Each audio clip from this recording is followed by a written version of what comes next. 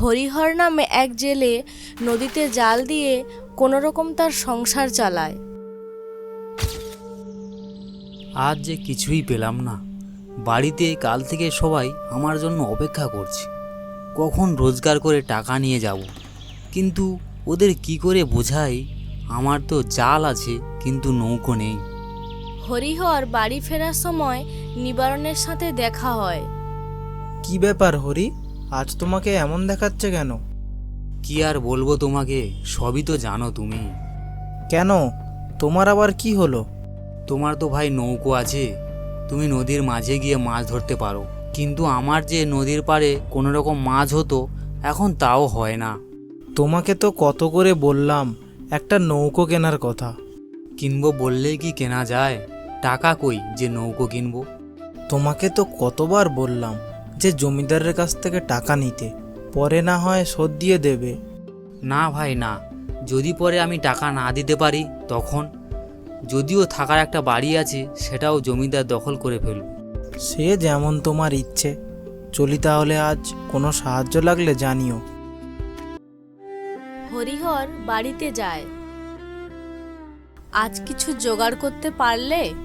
না, আজ কিছুই পেলাম না। নদীর ধারে কি আর মাছ হয়? মাঝ নদীতে যেতে হবে, বুঝলে? দুদিন হয়ে গেল মেয়েটা না খেয়ে আছে। একবার ওর কথা ভেবে কিছু তো একটা উপায় বের করতে পারো, না হলে যে তিনজনে না খেয়ে মরতে হবে। কেন? আজকে তো কৈলাসের দোকান থেকে কিছু চাল আনতে পারতে। না, তার কোনো উপায় নেই। কেন? কৈলাস বলেছে আগের ধার শোধ দিতে হবে, না হলে সে আর ধারে কিছুই দেবে না। কি মুশকিল, সব রাস্তায় যে পরপর বন্ধ হয়ে যাচ্ছে। হরিহর বেরিয়ে যায় ঘর থেকে আর সোজা যায় নিবারণের বাড়িতে। নিবারণ, নিবারণ। কে কে ডাকে?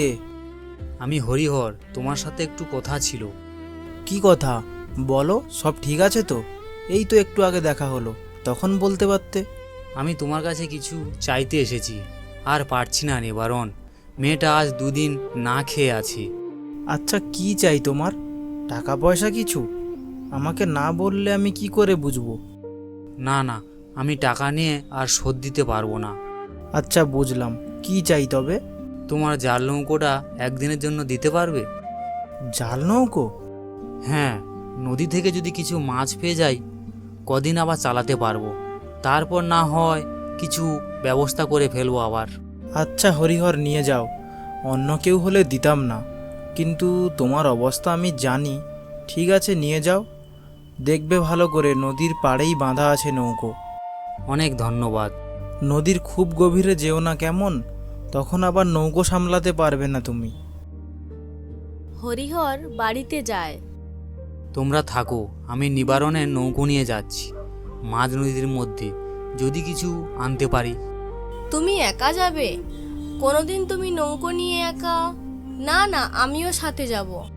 তুমি সাথে গিয়ে কি করবে? তুমি একা যাবে কেন? আমার এটা ঠিক মনে হচ্ছে না। চলো, আমিও সাথে যাব। আচ্ছা ঠিক আছে, চলো। কিন্তু মেয়েটা ঘরে একা থাকবে? না, পাশের বাড়ির মিনুর বাড়িতে ওকে রেখে তারপর যাব। বেশ, চলো বেরিয়ে যাই। হরিহর ও তার স্ত্রী দুজনে নদীতে যায়। বেশ মাঝ নদীতে যায় তারা। হরিহর নদীতে জাল ফেলে। চলে এলাম, এবার আমি জাল টেনে দেখি কি পেলাম। তারপর তুলে দেখে একটাও কিছু নেই জালের মধ্যে। কিছুই তো পেলাম না। আচ্ছা, আবার চেষ্টা করো, কিছু না কিছু তো পাবেই। না, আমাকে আরও গভীর নদীর মধ্যে যেতে হবে। বারবার নদীর মধ্যে জাল ফেলতে থাকে সে, কিন্তু কিছুই সে পায় না। বেশ অনেকক্ষণ তো হলো, কিছুই পেলাম না। চলো বাড়ি ফিরে যাই। ওইখানে কি? ওদিকে দেখো। তাই তো, নদীর ওইখানে জঙ্গল চারিদিকে, কিন্তু গিয়ে দেখবে নাকি একবার? চলো, মাছ তো পেলাম না, অন্য কিছু যদি পেয়ে যাই, গিয়ে একবার দেখে আসা যাক। হরিহর নৌকো নদীর পাড়ে রাখে ও দুজনে নেমে যায়। তারপর জঙ্গলের মধ্যে প্রবেশ করে তারা। এত ঘন জঙ্গলের মধ্যে কোনো মানুষ থাকে বলে তো মনে হয় না। বেশ কিছুক্ষণ ঘোরার পর সেই ঘরের সামনে পৌঁছয় দুজনে। ঘরের মধ্যে প্রবেশ করে, এরপর সেখানে দেখে বস্তা ভরা টাকা, সোনাদানা, হিরে মানিক। হরিহর অবাক হয়ে যায়। এখানে এত সোনা কি করে? এ তো সব আসল বলে মনে হচ্ছে, কিন্তু এগুলো এখানে কি করে? হ্যাঁ তাই তো, আমি তো এখনো বিশ্বাস করতে পারছি না। এসব ভগবানের ইচ্ছে, না হলে মাঝ নদীর মধ্যে এসেও আজ একটা মাছ পড়েনি। ঠিক, তবেই না আমরা এই জায়গার সন্ধান পেলাম। আচ্ছা, কি করবে এখন? এত সোনাদানা তো আমরা নিয়ে যেতে পারি না। হরিহর সেখান থেকে একটি সোনার বাক্স তুলে নিল। এত কিছু রেখে চলে যাবে শুধু এটুকুই নিয়ে? হ্যাঁ, যেইটুকু আমি নিচ্ছি এতে সারা জীবন চলে যাবে আমাদের। তারপর দুজনে নৌকোয় গিয়ে বসে ও সোজা বাড়ির দিকে রওনা দেয়।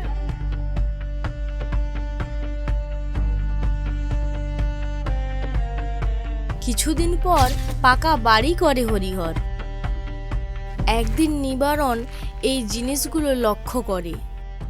যাদের বাড়িতে এক মুঠো চাল থাকে না, সেই হরিহরের পাকা বাড়ি হয়ে গেল। বেশ হেসে খেলে বেড়াচ্ছে, আবার নৌকো কিনেছে বেটা। ব্যাপারটা কি? এরপর নিবারণ সবসময় হরিহরের ওপর নজর রাখে। অন্যদিকে 4 জন চোর আসে সেই জঙ্গলের মধ্যে। তারপর ঘরের মধ্যে প্রবেশ করে তারা। এ কি, টাকা আর সোনা কিছুটা কম কম লাগছে কেন? হ্যাঁ, আমরা তো যাওয়ার সময় ঠিক ছিল। এর মানে আমাদের মধ্যে কেউ এখান থেকে মাল সরিয়েছে। তা কি করে হয়? আমরা একসাথে নৌকো নিয়ে চুরি করতে যাই, আবার ফিরে আসি, তাহলে আমরা কি করে নেব? ঠিক ঠিক, অন্য কারোরই কাজ, কিন্তু কে? বস, আমার মনে হয় এখানে কেউ এসেছিল, সোনা আর টাকা নিয়ে গেছে। আমাদের এত কষ্ট করে চুরি করা মাল অন্য কেউ নিয়ে যাবে? এটা হতে দেওয়া যায় না। ভাবো ভাবো, কি করা যায়? ঠিক 5 বছর ধরে আমরা চুরি করে মাল জমাচ্ছি এই জঙ্গলের মধ্যে। এখান থেকে যে নিয়ে যাক না কেন, সে আবার আসবে, তুমি দেখে নিও। যদি সে আবার আসে, ফিরে কিন্তু যাবে না। তার শেষ এখানেই করব আমি, দেখে নিস। তাহলে আমরা কি আর এখন চুরি করতে যাব না? না, সবাই জঙ্গলের মধ্যে লুকিয়ে থাক। একবার যে এত সোনা টাকা পয়সা দেখেছে, সে আবার আসবে।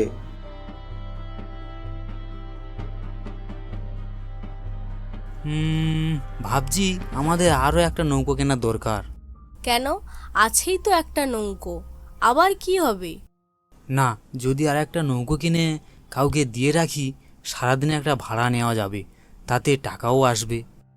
আমাদের টাকার কি দরকার? টাকা পয়সা তো... কেন? একদিন যদি সব টাকা কোনো কারণে শেষ হয়ে যায়, অন্য দিকের আয়ও তো থাকবে। কেন? টাকা শেষ হলে আবার নৌকো চেপে জঙ্গলের সেই ঘরের থেকে সোনাদানা নিয়ে আসবে। চুপ চুপ, একদম চুপ। তোমাকে না বলেছি ওইসব ভুলে যেতে? আর বেশি লোভ ভালো নয়, যা পেয়েছি এটাই অনেক। আচ্ছা, এই ব্যাপার তাহলে, বুঝেছি। এত টাকা কোথা থেকে পেল হরিহর? বেটা বেশ পাজি। আমার নৌকো নিয়ে গিয়ে টাকা পেল, কিন্তু আমাকে কিছুই বলেনি।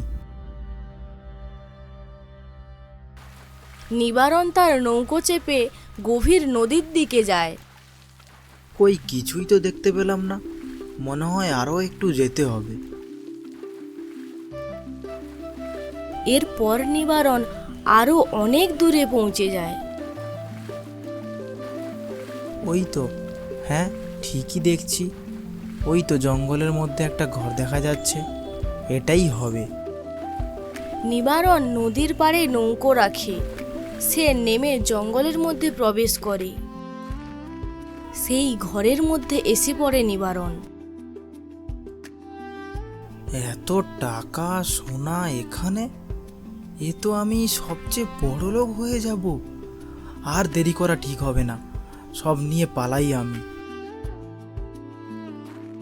নিবারণ এক এক করে সব নিয়ে আসে তার নৌকোর ওপরে। তারপর বাড়ির দিকে রওনা দেয়। বেশ খুশি মনেই আসছিল সে। কিন্তু সে জানতেও পারল না চোরের দল তার পিছু নিয়েছে। আচ্ছা, তবে এই সেই পাখি যে আমাদের খাবার খেয়ে পেট ভরেনি, আবার এসেছে? বলেছিলাম না, যে একবার এত সোনাদানা দেখে গেছে সে আবার আসবে।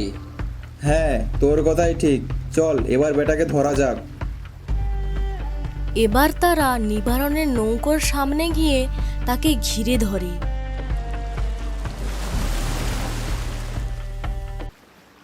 এ কি, এরা কারা এইভাবে আমার সামনে এসে? চোরের দল নিবারণের নৌকোতে নামে। কে তোমরা? আমাকে এইভাবে আটকালে কেন? কেন, বুঝতে পারছো না বুঝি? ও, আমার সোনাদানা দেখে আটকালে আমাকে? এ বলে কি, আমরা নাকি তার সোনাদানা নিতে এসেছি? মানে হলো চাঁদ, এসব আমাদেরই মাল। চোরের ঘরেই চুরি এতদিন শুনেছিলাম, আজ দেখলাম। তোর সাহস তো কম নয়। আমাকে ক্ষমা করো, আমার ভুল হয়ে গেছে। নিয়ে যাও সব কিছু, আমি কিছুই চাই না। ক্ষমা? ক্ষমা করতেই তো এলাম। তা তুই সাঁতার জানিস? না, সাঁতার জানি না। এই গভীর নদীর মধ্যে? চুপ, একদম চুপ। যেটুকু জিজ্ঞাসা করলাম সেটুকুই বল। শোন, ওকে ধরে এই নদীর জলেই ফেলে দে। দয়া করে আমাকে মেরো না, ছেড়ে দাও আমাকে। নিবারণকে ধাক্কা মেরে ফেলে দেয় মাঝ নদীর মধ্যে। বেটা চুরি করে বেঁচে যাবে? যাক, ওর নৌকোটা নিয়ে চল, একটা লাভ তো হলো।